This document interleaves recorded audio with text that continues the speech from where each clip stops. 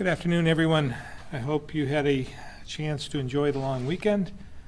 As you know, last month I announced we were moving forward with a vaccine requirement for state employees in certain areas, like corrections, the vet's home, and the state psychiatric hospital, which went into effect on September 1. At last week's press conference, I said we were beginning discussions on expanding the policy to more state employees. We have now notified the State Employees Union that effective September 15th, all State of Vermont executive branch employees will be required to attest they are vaccinated or be subject to at least weekly testing and mandatory masking at work. As I've said, we want as many people as possible to get the vaccine because we know they work. And we feel it's the best way to put this pandemic behind us, and I continue to urge other employers to follow suit. Next, as you know, in early September, my administration issued an advisory memo urging schools to mandate masks at the beginning of the school year for all students, regardless of age and vaccination status. Despite what you might have heard, we have achieved a near universal mandate, with only one small school not following our guidance to institute a mask requirement. Let me repeat that, because some seem to be missing it. By encouraging schools to implement the state's recommendations, we've essentially achieved a universal masking requirement in schools without a state of emergency.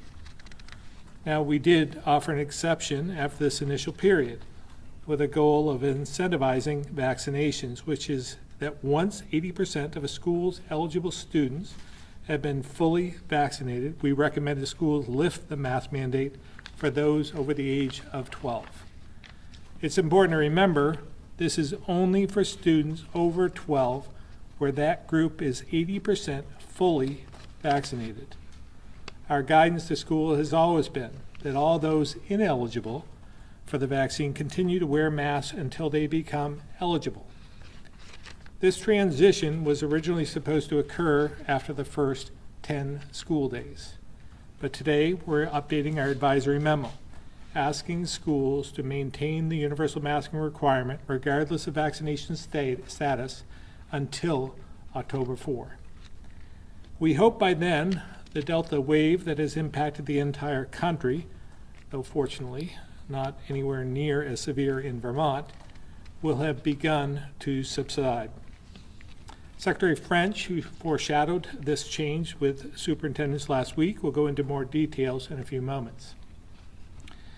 We also wanted to make you aware of a school vaccine incentive program we've been working on.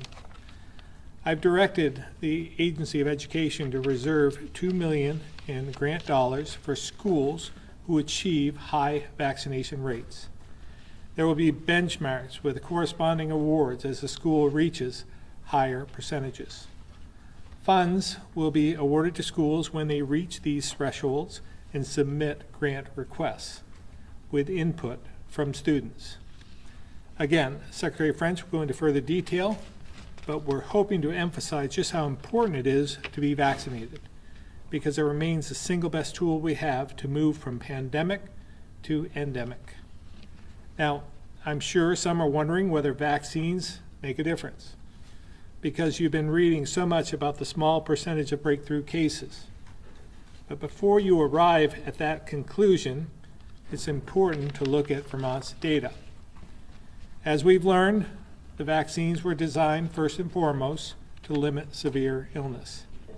While we hoped they would nearly eliminate cases, that's not really how vaccines work. And the goal is to limit the number of people who are hospitalized or lose their life once vaccinated. And they're doing just that. As the entire globe has been hit by Delta, Vermont, with the nation's most fully vaccinated population, also has the lowest hospitalization rate. And that's no coincidence. In short, vaccines continue to save lives. They allow us to do things we had to leave behind in 2020, and they're our best path forward to put this pandemic behind us. What we also have to acknowledge is that COVID isn't the only virus taking hold right now. With the Delta wave has come a wave of divisiveness and anger, a resurgence of polarization that had just started to subside earlier this summer.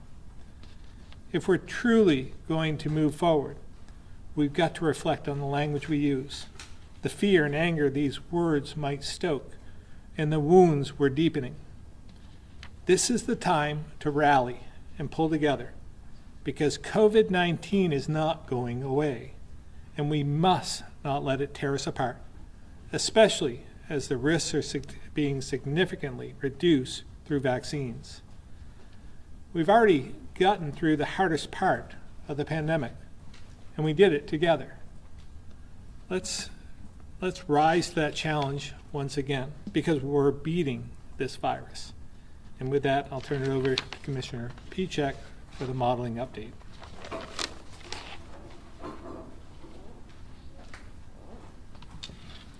Thank you very much, Governor, and good afternoon, everybody. Starting first with the view from the national picture, we want to start off by mentioning that, of course, Labor Day might result in some data anomalies nationally, regionally, and potentially here in Vermont, as fewer people potentially went and got tested. Testing turnaround times maybe were slowed, and also state reporting may have been delayed from their usual timeline. So those are all things to keep in mind, as was behavior. People potentially gathering and interacting with each other could always lead to additional cases down the road. So those are things that we have to be mindful of. But with those things in mind, taking a look at the data, even before the Labor Day holiday, you could see that the national case rate was starting to bend down, that the average was slowing and even starting to decrease. The Labor Day holiday resulted in some anomalies there, but still over this period of time down about 8.4%. But if we go to the next slide, you'll see this is hospitalizations nationally, and the hospitalizations are not really impacted by those kind of testing, timing anomalies that we just mentioned about cases. Here the national picture does show that hospitalizations are not just slowing down, but starting to decrease over the last 3 or 4 days. Of course, we'll want to keep a close eye on this. Some parts of the country improving more quickly than others, but certainly overall a good sign.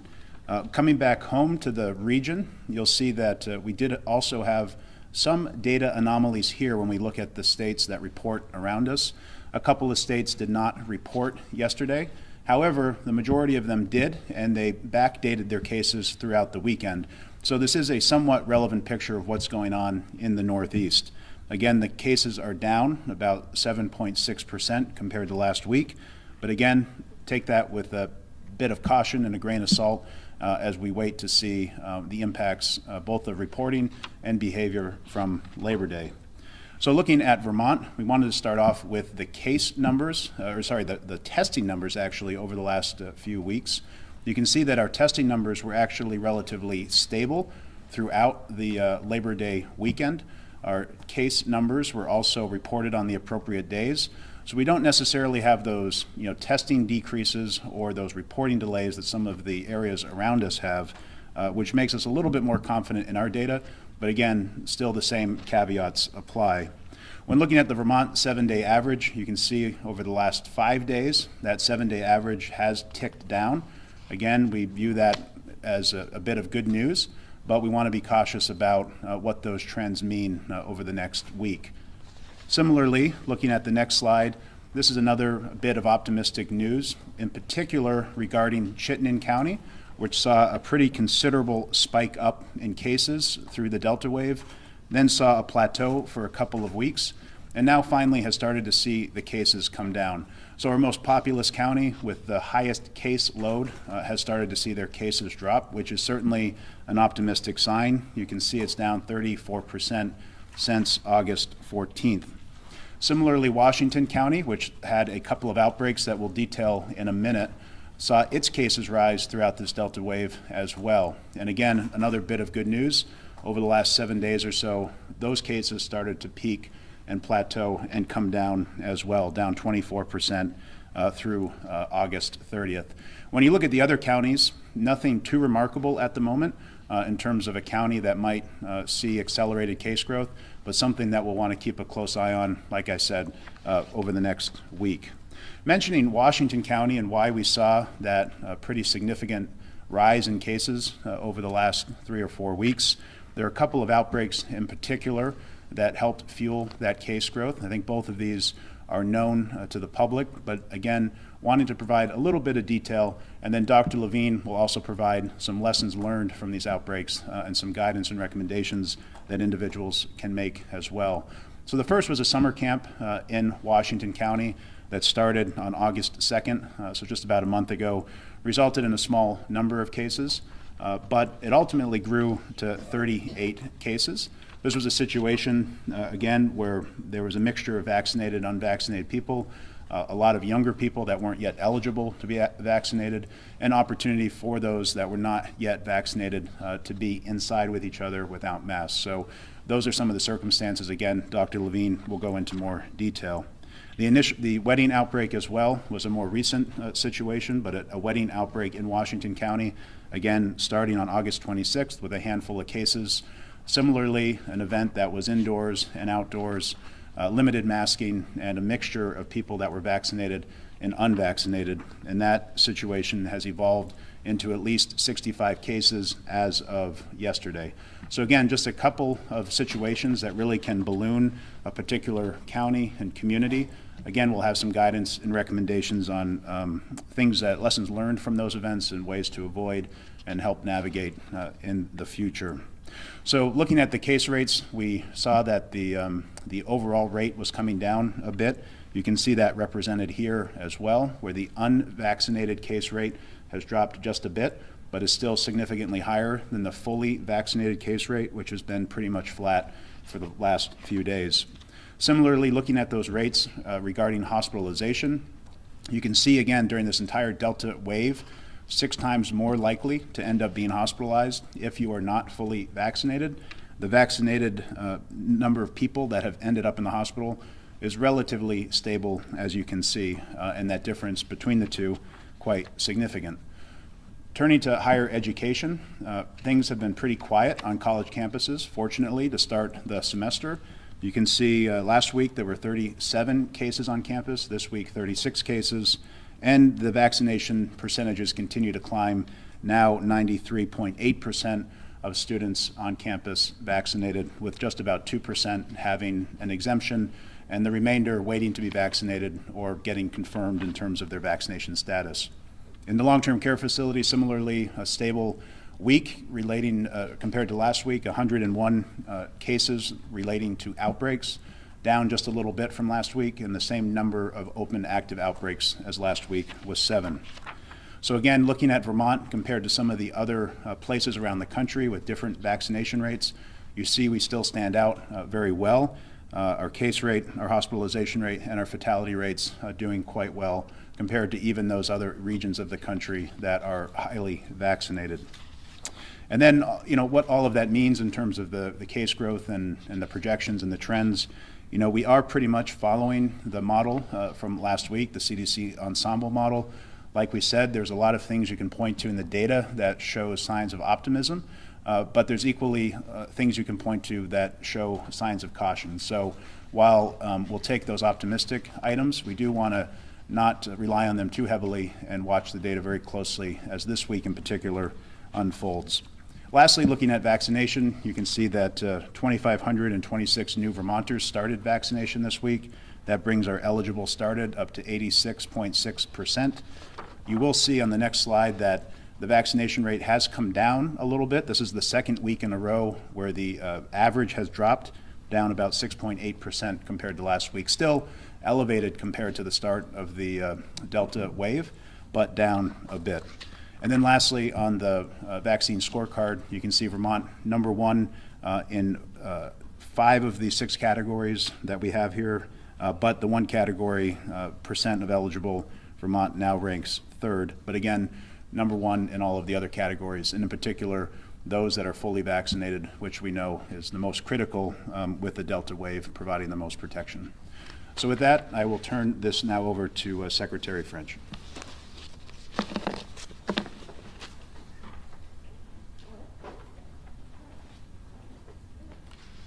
Thank you, Commissioner Pieciak. Good afternoon.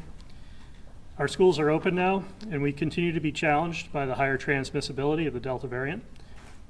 This is quite a bit of virus. There is quite a bit of virus activity in our community, so we should not be surprised to see it show up in our schools as well.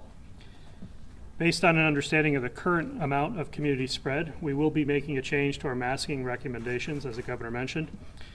Previously, we recommended schools require masks for all students and staff for the first 10 days of school, and this recommendation had been adopted by almost all schools in the state.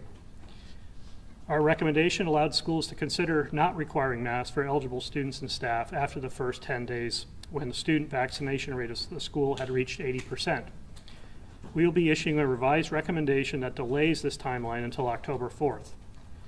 We will continue to recommend masks be required for all ineligible students, including those under the age of 12. We think it is prudent to require masks for all students and staff through the month of September until we have a better understanding of where the virus is heading. We will continue to adjust our recommendations based on conditions for the virus in our schools and our communities. We get information on the conditions for the virus not only from the data that is summarized by Commissioner Pieciak on a weekly basis at these press briefings, but also in real time from the surveillance testing and contact tracing processes in our schools. Surveillance testing in schools is now ramping up, but we have a good understanding of the conditions in our schools through the contact tracing process. On a daily basis, we've been seeing about an average of 12 situations being reported in schools that are then evaluated through the contact tracing process. These situations are not confined to any specific geographic region of the state. This amount of activity has put a lot of work on local school officials and our team at the health department. Schools have experience with doing contact tracing from last year. We have been meeting to review the contact tracing process for schools to make it more manageable. Contact tracing has proven to be an effective strategy for us in managing the spread of the virus in our communities and for minimizing the disruption of the education of our students. We intend to publish recommendations on how to improve the contact tracing process for schools soon. In particular, we want to leverage vaccination status to minimize the need for quarantining. Under CDC and Vermont guidelines, vaccinated individuals who are asymptomatic are by definition not close contacts. Vaccination is the game changer for schools this year, not only in terms of required mitigation strategies, but also for the contact tracing process. We are reviewing all aspects of the contact tracing process based on the feedback from schools and our team at the health department, with our goal of making the process more efficient and responsive. In particular, we are working to revise our process so schools have access to the vaccination status of students as quickly as possible. Vaccination will not only keep us protected from COVID-19, it will also simplify the contact tracing process by reducing the number of students and staff that will be quarantining and identified as close contacts. This in turn will reduce the amount of time that students are out of school. In short, vaccination will not only ensure our health, but also ensure the education of our students will not be interrupted. Our students cannot afford to have another year of a disrupted educational experience. To encourage students to get vaccinated, we will be announcing a vaccination incentive program for schools in the coming weeks. Under this program, we will utilize federal grant funds to encourage student vaccination rates of 80% and above in each school. We are still finalizing the specifics of this program, but the program will provide incentive grants to schools based on their student vaccination rate and involve students in deciding how these grant funds will be spent. We expect the grant program to launch in October, and our goal is to encourage a strong uptake in student vaccination prior to the winter months when many school activities will move fully indoors. That concludes my update. I'll now turn it over to Secretary Smith.